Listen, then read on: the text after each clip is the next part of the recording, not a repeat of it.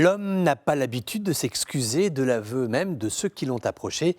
Il ne supporte guère les remises en cause. Or, le président turc Recep Tayyip Erdogan a bien demandé pardon à son peuple pour la gestion des séismes du 6 février qui ont fait plus de 50 000 morts. Les dernières secousses sont parvenues au milieu d'une vague de colère en apprenant que le Croissant Rouge turc a vendu, par l'intermédiaire de sa branche commerciale, des milliers de tentes à une organisation caritative au lieu de les envoyer immédiatement et gratuitement aux victimes des tremblements de terre qui ont affecté plus de 23 millions de personnes dans le pays. Plus d'1,5 million de personnes se sont retrouvées sans abri en Turquie. Beaucoup blâment la paralysie bureaucratique de l'État turc. Ce week-end, dans les stades de football où se jouaient des matchs de première division, on a pu entendre des slogans réclamant la démission du gouvernement. La police d'Istanbul a eu bien du mal à contrôler une manifestation de membres du Parti des travailleurs turcs venus protester contre le scandale des tentes.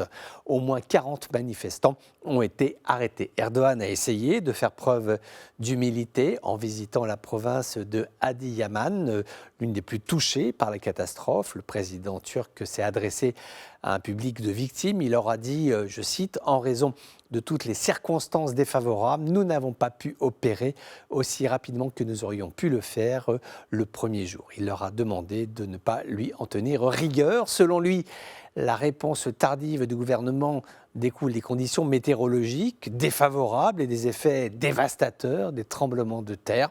Alors que la réponse du gouvernement a été incontestablement chaotique, les médias favorables à Erdogan n'ont pas oublié que l'homme est toujours en campagne pour les élections générales du 14 mai prochain. Donc à la télévision, on voit encore des images de sauvetage miracle de bébés enterrés sous les débris pendant de longues journées. Également des reportages sur les 200 personnes presque qui ont été arrêtés pour faute professionnelle présumée, soit des acteurs du bâtiment et de la construction, soit des responsables politiques, comme le maire AKP de Nurdag dans la province de Gaziantep. Pour l'instant, le gouvernement turc maintient la date des prochaines élections. L'opposition reste divisée quant à la désignation de son candidat, laissant ainsi le champ libre à Erdogan. Mais ce ne sera pas une allée bordée de pétales de rose. Cette présidentielle turque sera un moment d'une rare intensité politique, bien que Erdogan ne le souhaite pas. Il sera vraisemblablement jugé sur cette crise humanitaire qui a provoqué un séisme absolument meurtrier à la fois en Turquie et en Syrie.